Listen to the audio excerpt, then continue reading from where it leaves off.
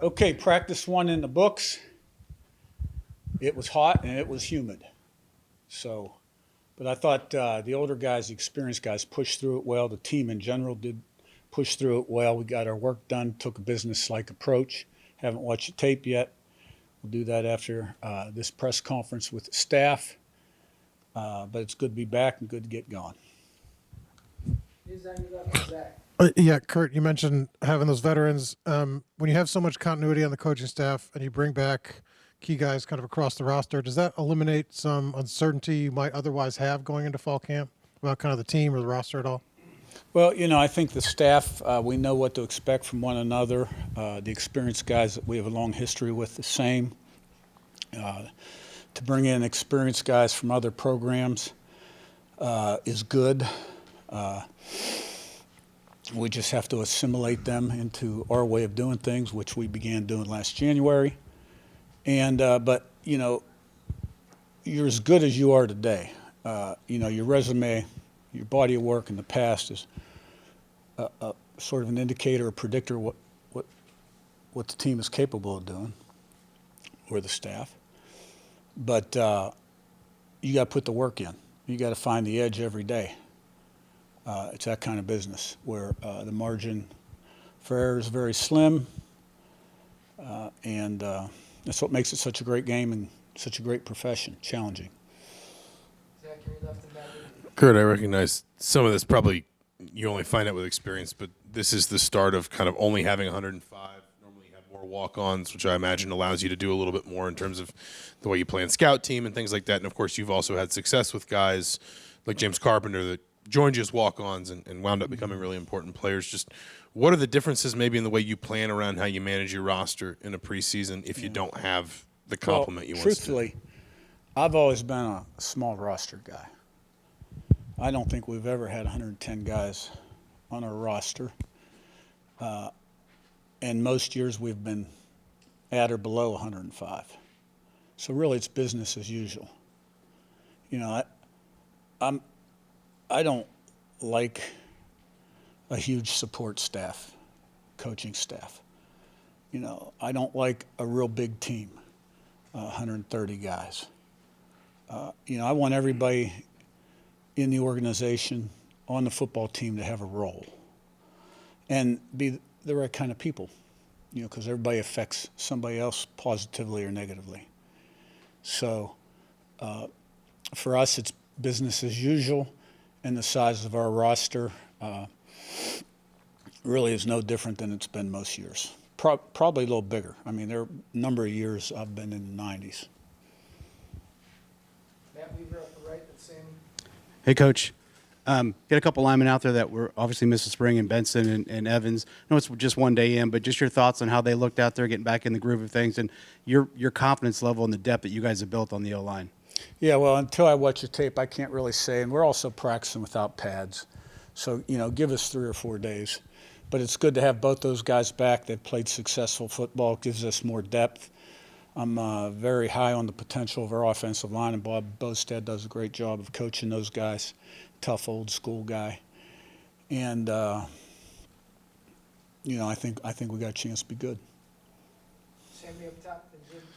Coach, what are the differences and challenges from a year one like last year to a year two of a program? What becomes, I don't want to say easier, but more routine, and then what new challenges do you have to see to make sure you guys are improving?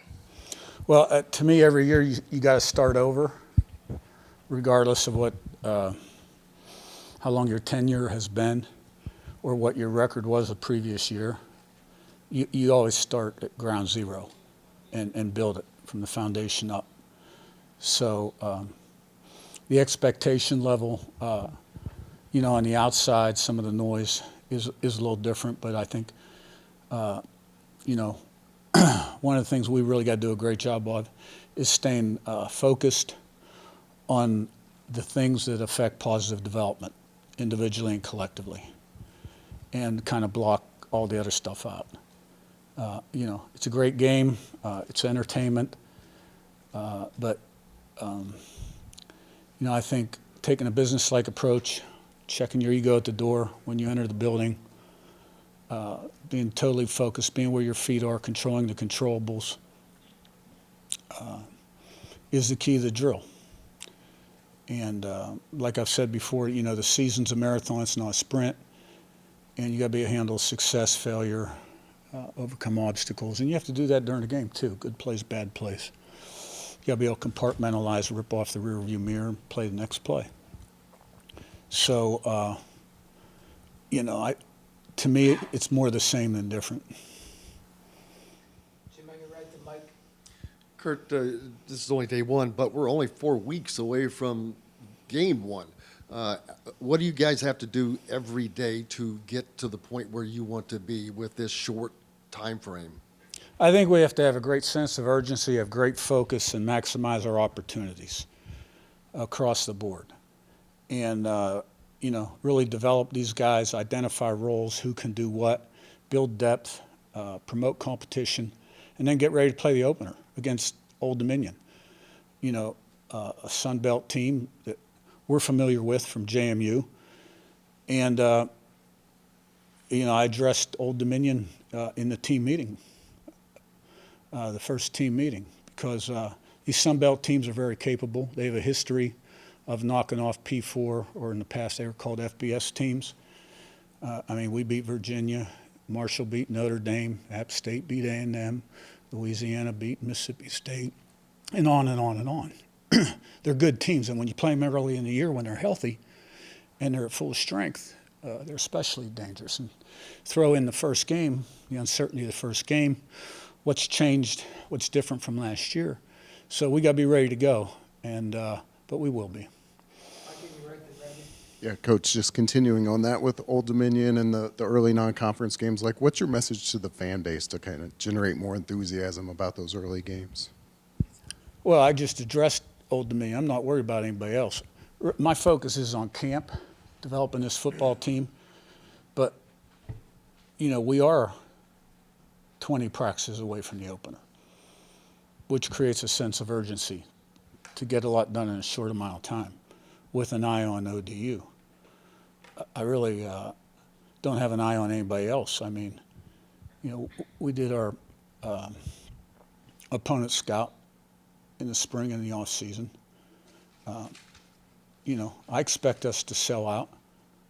I know one of those games is a Friday night game. It gets a little tougher to get to the stadium for some people on a Friday night. But we create a lot of excitement around here, and I expect us to have great crowds. But the focus right now is, you know, getting in the room with the coaches, watching a practice tape, evaluating who did what, how we did, putting tomorrow's practice together, installation, and having a great practice tomorrow, all leading toward running out of the tunnel for the first game. Rabbi on your left and Danny. Yeah, your receiving core, really good players coming back. Preseason accolades on paper looks really good. What are the key things for Jarrett, Cooper, and the whole group to do to go from really good to maybe, you know, moving in toward that elite territory?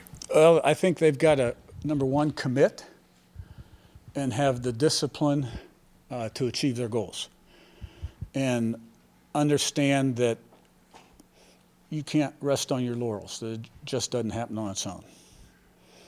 Because, you know, I always talk about that margin for error, the difference between winning and losing and how small it is. And every day you've got to relentlessly pursue the edge. What gives you the edge? And discipline, commitment, and work ethic, purposeful preparation create an edge. And that's what we need from those guys and all the other key guys that they're going to be playing a lot of football for us. Daniel, then Zaki. Ro Hardy was a pretty late ad last year. I want to say it was like May 24. When did he kind of land on your radar, and just where did he grow last year? Coach Haynes found him, evaluated him. I believe we brought him in for a late spring or early summer visit. And after the Northwestern game, which was in the middle of the season, he became the third linebacker in our trio package, which we use against 2 tight ends, 12 personnel. And he's got a great future. Zach B in front and Lou.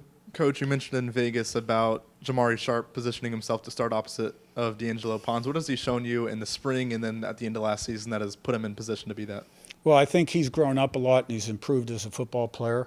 Now he's got a couple guys breathing down his neck that, have a chance to be good players too. So we've got good competition at that field corner spot.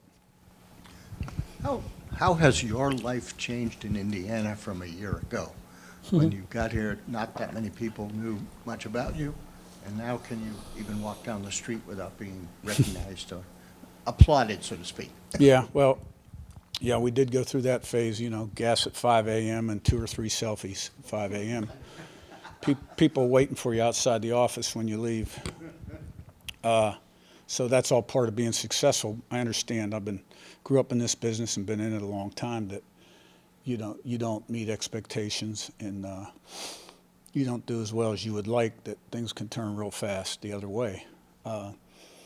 But I think what's changed the most, besides the familiarity with all the people in town, and it's a great town, great college town, is everything in my house works now. We bought a house from a guy named Tom Martin, who was great friends with Bobby Knight, and it had a lot of toys in it.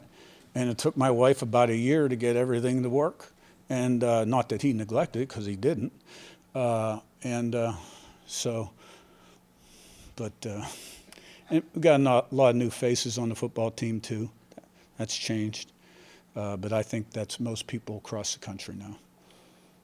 Pete, far left, and we'll wrap with Josh. Yeah, Coach, over here. With Pat Kugan, what was it that really intrigued you about him to have him come here? And then has the center position, how much has that evolved over the years? Maybe more responsibilities, more to do? Yeah, well, Pat started at Notre Dame, a great program. Played a lot of football for them. Was an older guy, was looking for a home. Had a girlfriend that went to school here. We were looking for a center. Mike Kadick had graduated. It was a perfect fit. And I'm sure glad we got him, and I think he's going to be a great leader for us. I think the center position, like most of the other positions on the football team, have evolved quite a bit as technology has improved and the game has become more sophisticated. I think offense, defense, special teams are more complex than they used to be. But the learning tools and the teaching tools available to the student athletes have improved also, so their ability to learn faster, quicker, and more has changed as the game has changed. Josh, last one on your right. Coach, you talk about avoiding complacency time and time again, 20 practices. How do you avoid that from day in and day out? Well, right now, we're looking for consistency in performance. A lot of the older guys have been through it. Some of the guys went through last season, and some of the older guys that are projected to start joined us in January and had a taste of it in the spring, so they're still learning too. But what you're looking for is consistency in performance, individually and collectively, day in, day out. You want to stay on that kind of a trajectory and keep improving, every play, every drill, every day. And, when you get 11 guys doing their job the way you want them to do it and teach our brand the ball, there's really no limits on what you can accomplish. All right, thanks, guys. Thank you.